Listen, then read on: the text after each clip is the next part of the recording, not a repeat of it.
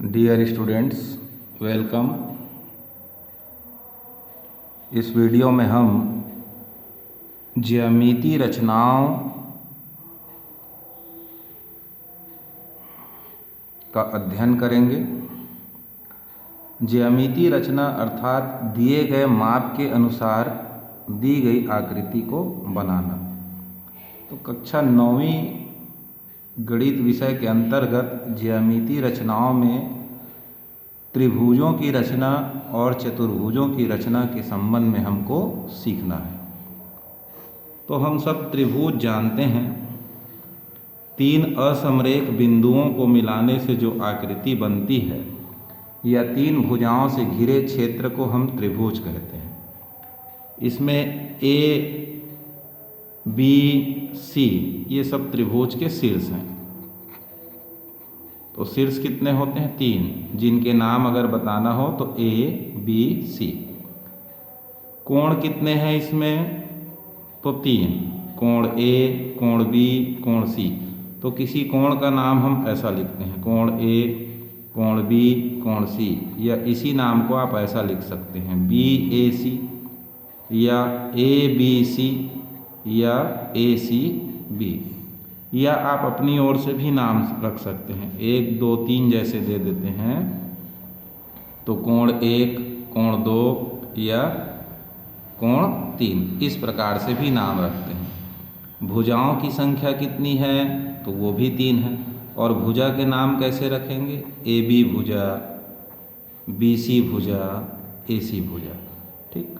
तो हम त्रिभुज की रचना करने से पहले इन चीज़ों के बारे में पूर्व से जानते हैं कि इसमें 3 शीर्ष, 3 कोण और 3 भुजाएं होती हैं। त्रिभुज की रचना के जो प्रश्न होंगे, तो प्रश्नों को पढ़ने के बाद हम एक कच्चा डायग्राम बनाएंगे और उसमें कौन सा माप दिया है और उसका कैसे उपयोग करें, उस आधार पर हम त्रिभुज की रचना करेंगे। तो सामान्यतः 3 प्रकार का त्रिभुज हमको पहले सीखना है। तो वो क्या है उसको देखते हैं। तो एक त्रिभुज की रचना करने के लिए 3 कंडीशन जो सामान्यतः हमको मालूम होना चाहिए। पहला है, तीनों भुजाएं दी गई हों तब एक त्रिभुज की रचना करना। दूसरा है, 2 भुजाओं की माप और उनके बीच का कोण या कोई अन्य कोण भी दिया जा सकता है। दूसरे में क्या बताया? 2 भुजाओं की माप और उनके बीच का कोण दिया हो।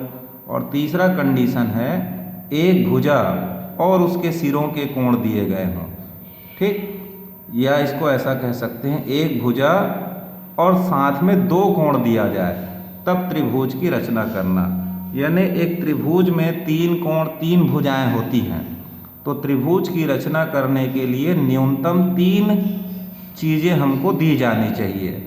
उन 3 चीज़ों में या तो तीनों भुजाएं दी जाए, या 2 भुजा 1 कोण दिया जाए, या 1 भुजा 2 कोण दिया जाए, तब हम त्रिभुज की रचना कर सकते हैं।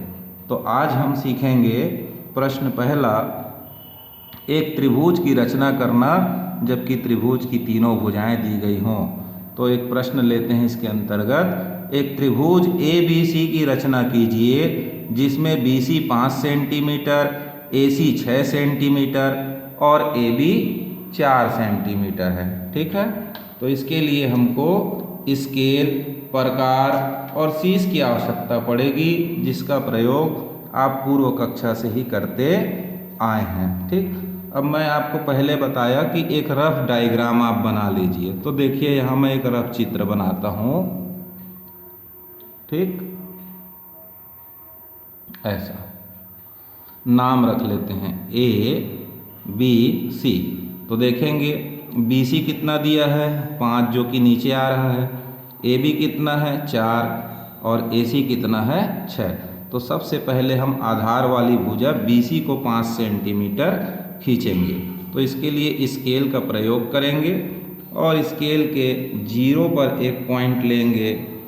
ठीक है। और ये 5 पर एक दूसरा पॉइंट लेंगे और दोनों पॉइंट को स्केल और शीश की सहायता से यूँ मिला लिया। तो ये हमारे पास रेखाखंड BC तैयार हो गया। अब B से A कितनी दूरी पर है? 4 सेंटीमीटर की दूरी पर है, तो 4 सेंटीमीटर का चाप आपको प्रकार से लेना होगा। ठीक, तो ये 4 पर प्रकार का एक नोक रखिए और 0 पर दूसरे शीर्ष को। ये 4 सेंटीमीटर का चाप लेने के बाद आपको बी शीर्ष पर रखना है और भुजा BC के ऊपर की ओर एक चाप काट देना है ऐसा। ठीक है, अब प्रकार को उठा लीजिए। अब देखेंगे हमारे पास AC बराबर 6 सेंटीमीटर है, तो पुनः प्रकार को 6 सेंटीमीटर फैला लीजिए, यानी 6 सेंटीमीटर का चाप ले लीजिए। ये थोड़ा और बड़ा करना पड़ेगा। ये 6 सेंटीमीटर का चाप तैयार हो गया। अब हम बिंदु C पर इसको रखते हैं और C में रख करके BC के ऊपर उसी ओर चाप काटना है जिधर पहला चाप काटा गया था। तो देखते हैं कि दोनों चाप एक दूसरे को काट रहे हैं। जिस बिंदु पर काटते हैं उस बिंदु का नाम हम A रखेंगे। ठीक, अब हम अपने चित्र का नामकरण कर सकते हैं। ये हुआ B, ये हुआ C, और दोनों जहाँ एक दूसरे को काटते हैं उसका नाम हो गया A। अब A से B को और A से C को स्केल की सहायता से आप मिला लीजिए। तो ये देखेंगे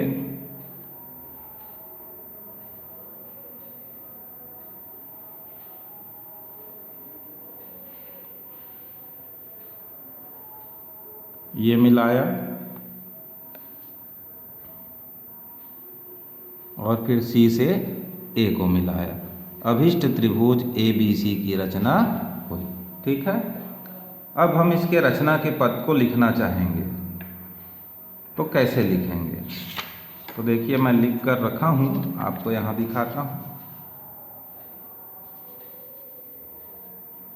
ठीक, तो सबसे पहले हमने क्या किया, सर्वप्रथम BC के ऊपर इस प्रकार लाइन खींचते हैं तो उसको पढ़ते हैं रेखाखंड BC बराबर 6 सेंटीमीटर खींचा। तो यहाँ BC बराबर हमने कितना खींचा है, 5 सेंटीमीटर। तो इसको थोड़ा सुधार लेंगे जी, ये हो गया 5 सेंटीमीटर का खींचा।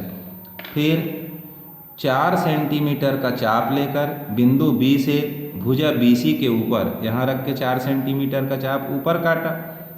अब 6 सेंटीमीटर का चाप लेकर बिंदु C से भुजा BC के ऊपर की ओर चाप काटा।